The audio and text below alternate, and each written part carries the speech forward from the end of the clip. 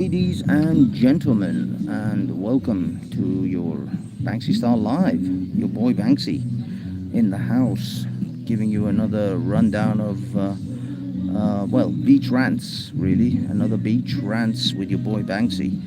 What's going on? Nothing much. It's actually early evening, and if you guys check out that moon up there, look at that. What is that? What's going on over there? What is that red looking clouds all around the full moon? Almost a full moon. We're not quite there with the full moon. I think there's a little bit missing from a full moon, but it is absolutely gorgeous. And yes, here's a beach with people, lots of people. And contrary to popular belief, I am not in Thailand.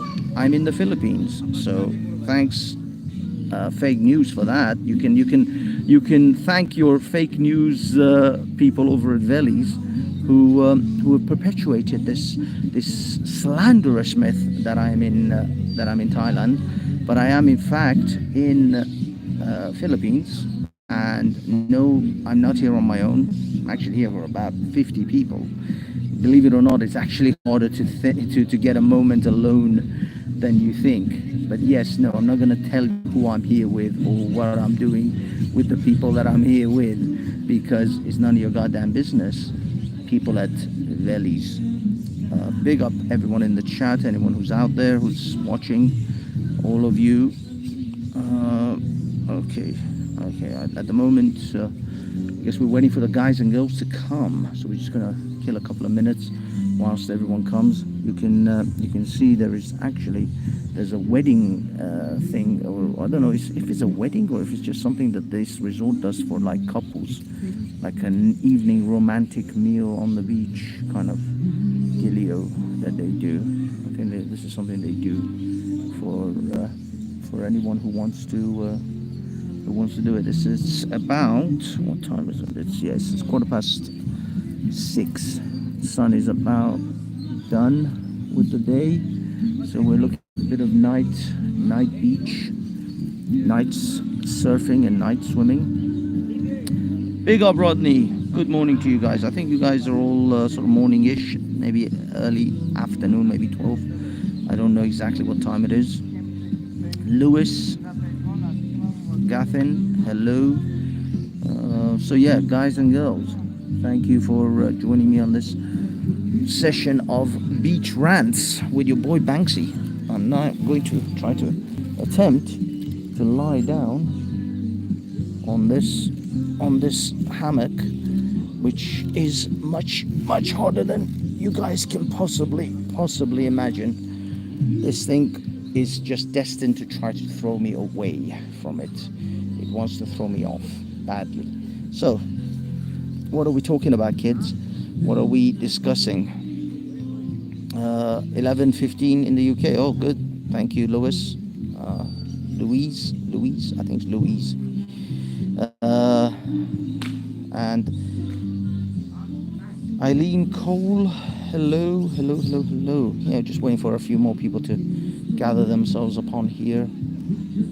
Probably Billy's on his way out for the day. He's about to finish. Gain, a big up Gain. Rodney K, looking at such a beautiful beach when stuck in Brent. London is torture. I'm sorry, mate. I'm sorry. I know it's a bit. This is the sky that I'm currently looking at, trying to not fall off this fucking hammock, because these things are death traps. I tell you, they are absolute friggin' death traps.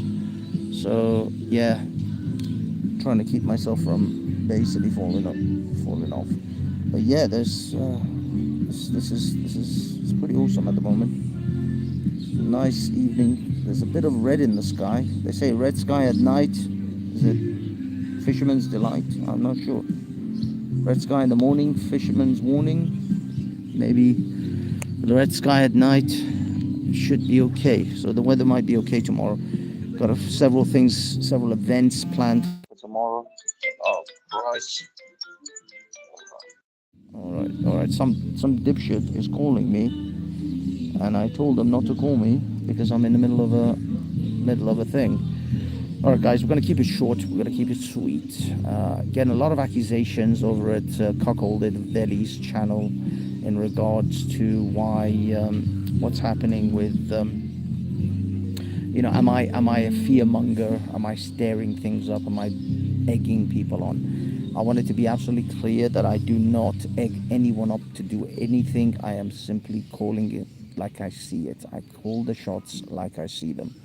And the way I see it is that these kind of flare-ups are simply be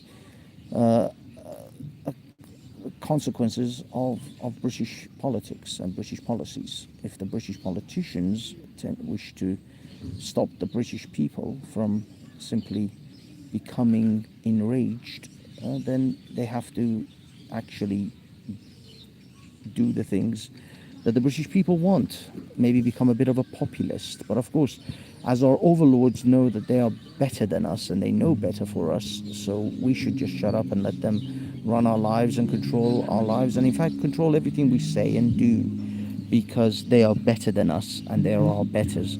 Funny thing is, I was watching Maya Tusi the other day, and he was saying Britain has literally implemented 3 out of the 5 restrictions that Iran has on its population.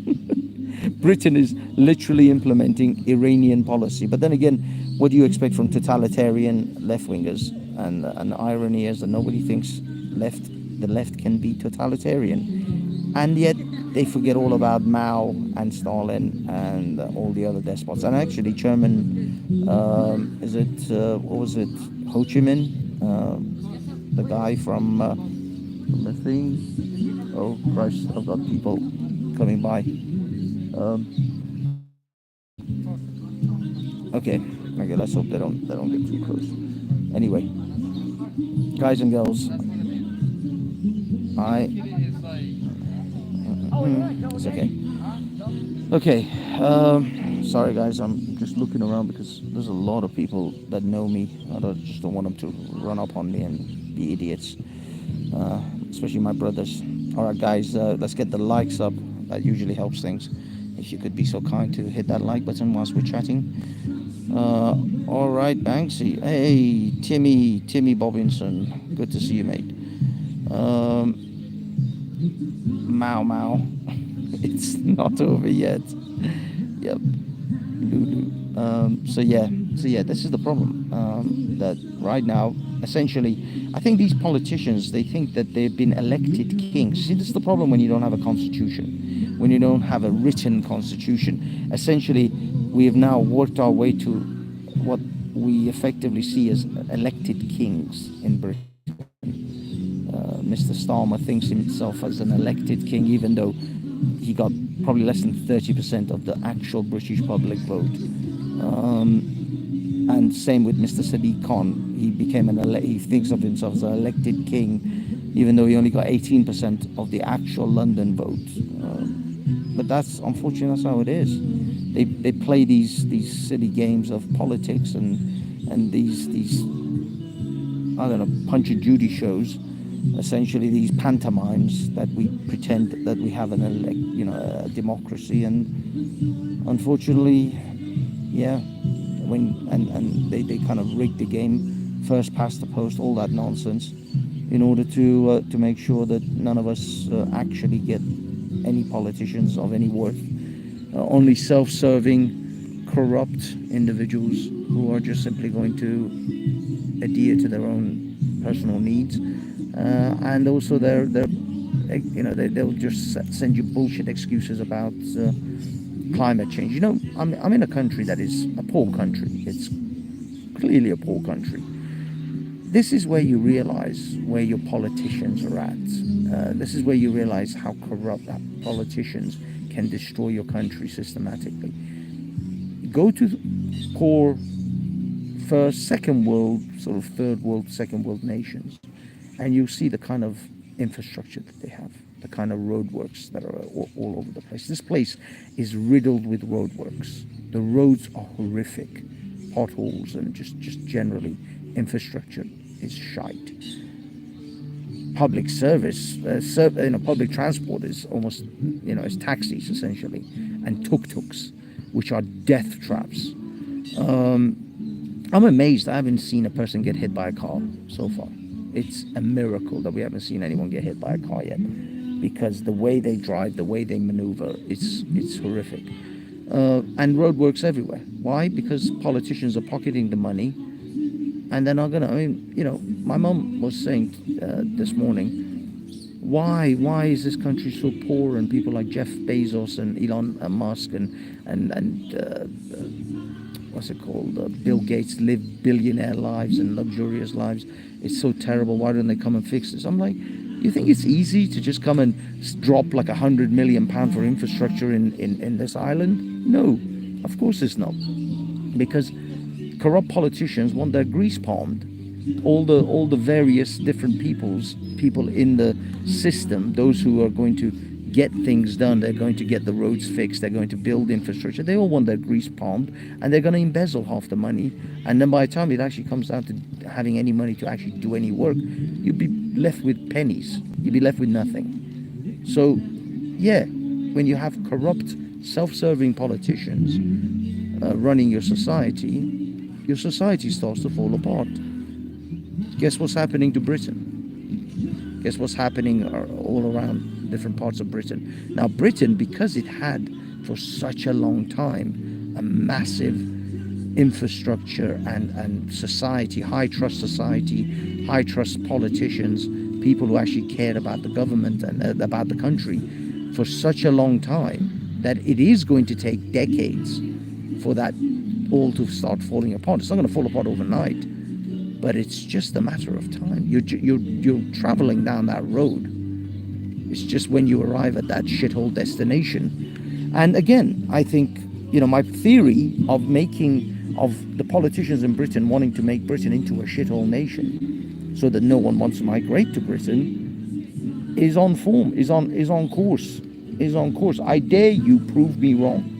I want you to prove me wrong. Change my mind. Britain, the policy of politicians in Britain is to make Britain a shithole nation so that no one wants to migrate to Britain. Change my mind. I think that's where I'm at the moment. But sounds Welsh to me. And in your username. Oh, I see. The guys are just chatting amongst yourselves. But yeah, so that's my basic rant. I mean, again, this place looks beautiful. It's paradise in a sense, in its aesthetics, gorgeous beaches and palm trees. But you actually infrastructure, governance, it's a nightmare, absolute nightmare. The place, it's nightmarish. You stay in a resort. You're going to have all your needs catered to, but you actually go out and want to live amongst the people and see how people really live. It's a fucking nightmare. Now, if you're a European or rich in some form or fashion and you live here, yeah, you can live very cheaply and live a nice life, and it's beautiful. Beaches, it's a place where you can retire. It's a place where you can, if you've got some savings and you want to take a break for a few years, you can do that easily. But if you were born here and you wanted to work and build your way up, good luck to you. It's a nightmare. I don't see much hope in your growth here. That's why most of the people from the Philippines move to Dubai and become workers in the malls in Dubai, or they come to Britain. And some of them become nurses, some of them become other things. So yeah, they can't stay here. They can't live here. It's not sustainable for life if you're making money here. If you're making money outside of here, if you're making dollars, pounds, and euros, yeah, it's awesome. For now, until the pound and the euro and the dollar are worthless, then they'll be looking at yuans and I don't know, yens and whatever else there is. But at the moment, the dollar and the pound are okay. I suppose the Qatari and the Dubai dinars would be the next place. Now here's the thing.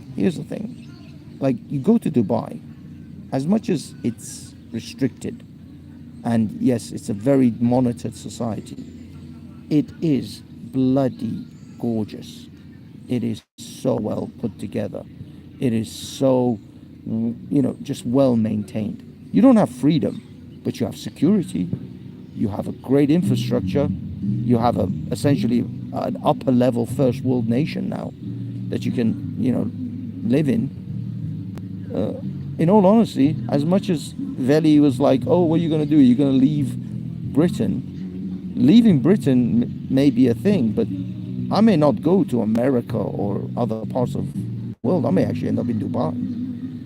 The irony is that in the future, someone like me is probably going to end up in the Middle East before they're going to go to another European nation or America. I mean, Canada, well, you're going to really move to Canada? Canada is going down the same shithole path as Britain is. Restrictions on your freedom of speech, restrictions on your liberties everywhere.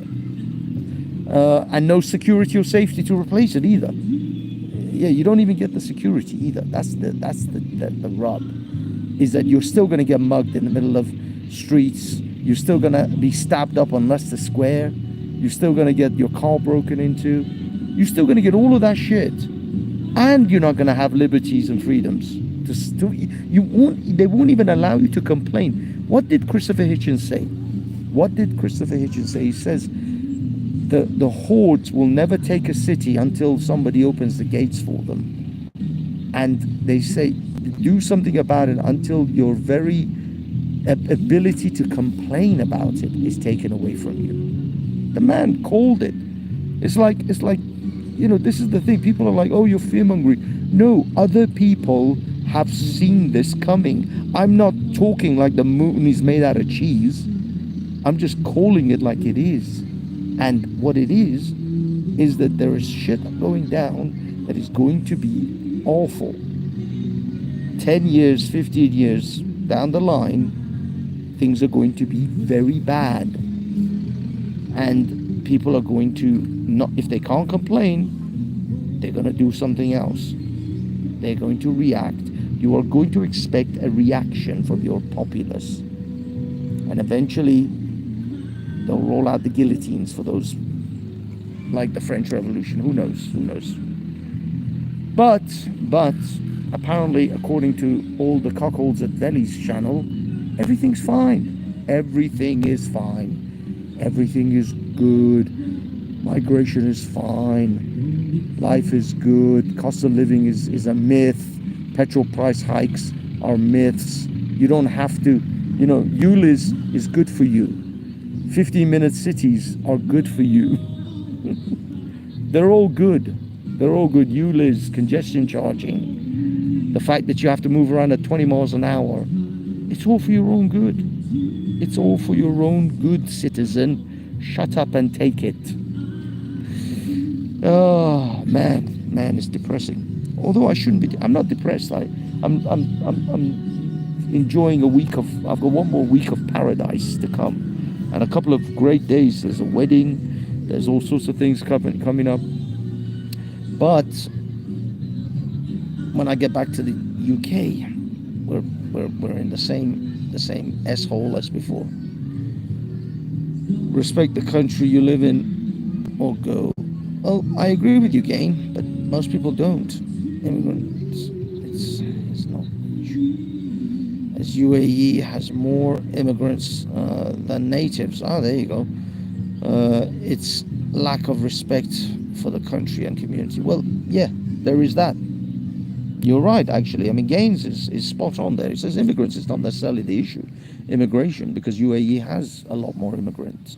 But of course, you see, the thing is, you got to realize, in Saudi Arabia, there is a two-tier society. There is the Emirates, and then there's the people of the Emirates, and then there's the foreigners. Believe me, the foreigners know their place in Dubai. The foreigners know their place in Kuwait, in Saudi Arabia. They don't get benefits like the benefits that the Emiratis get. No foreigner is allowed to have access to those benefits. No foreigner is allowed to have access to benefits in Kuwait or in Saudi Arabia. No. This is the thing. You guys think that they all get the same thing. They don't. They don't. It's not equal amongst the people of Dubai and amongst the people of Kuwait and Qatar. No, the foreigner doesn't give shit. This is the thing. There is no equality amongst those people. You need strict measures, not too much liberalism. Otherwise, humans take the piss. Well, this is where we are. Congratulations, Europe. Low trust society, and basically on your way towards becoming the next Islamabad or Lahore. Good luck. Oh, by the way, enjoy the weekend in Pakistan's. Apparently, Sadiq Khan has closed down certain roads of East London, Ealing, and everywhere to celebrate the 77th year of the Pakistani liberation from Britain. Independence Day for Pakistan, a 3-day celebration between Friday, Saturday, and Sunday. That they're celebrating Pakistani Independence Day. Is that now a thing? That in Britain we have to celebrate Pakistan's independence from Britain? Why aren't the Americans complaining? I'm sure the Americans would enjoy their Independence Day celebrated in the center of London. That's a thing. That's a thing now. Well done, Mr. Sadiq Khan. Thank you for your Pakistani Independence Day celebrations over the next 3 days. Rodney, I hope you enjoy those. Actually, no, you're not in, I don't know, you're not even in London, maybe. But I suggest you all avoid Ealing South, which is funnily enough where Atheist Steve stood for Member of Parliament. Surprisingly, he didn't win. Shocking.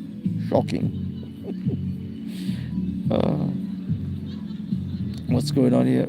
Lo Wang, the Snitch Edition, top traffic warden. Dubai toilet is a secret club. We don't tell outsiders. Thank you, Lo Wang. But yes, the toilets in the Middle East are, and also in Philippines, are extremely suited to my needs. I have very specific toiletry needs, and the Middle East and the Philippines do cater to me very well. So thank you for that. I'll party for 3 days. Well done, Rodney. Well done. I hope you all enjoy the Pakistani Independence Day celebrations held in Ealing, London. West London. West London. Yeah, enjoy your Pakistani Liberation Days, guys, because Pakistan deserves its independence and it deserves to celebrate it in London, which is awesome. And they're telling you they're not taking over. Banksy, read my last comment. Oh, I'm sorry. Let me see, Alice. Hold on. Isn't Dubai the place where they pay models to go over so they... Yes, they do have in Dubai human porta potties. You are right, Alice. Dubai is the place famous for having some of the greatest human porta potties in the world. And they get paid very well for it. So there is that. I'm sorry, guys. This is getting very dark here now. It's becoming exceedingly dark, and we're losing the daylight. Well, it's actually we've lost the daylight. It's basically we're running off moonlight here. But then again, I'm sure you're just listening to my seductive voice rather than worried about my gorgeous face. I'm just going to give you guys a little thing. Yeah, actually, let's switch over to the other camera. The other camera works far better in low light quality. As you can see, the moon. This is low light, so this camera is working very hard to try and keep this shit together. Guys, if you could please hit the like button, that will help us out a lot. I don't know what you can see behind me because I can't see, but this is what we're looking for. This is what we're working with, people. this is the evening that I'm currently going to have to go get some dinner.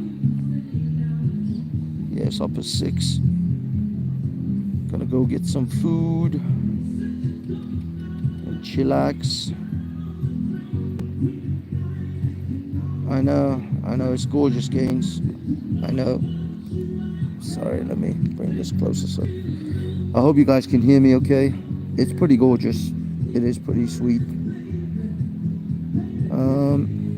So yeah, again, I do not come with scaremongering. I simply come with a warning.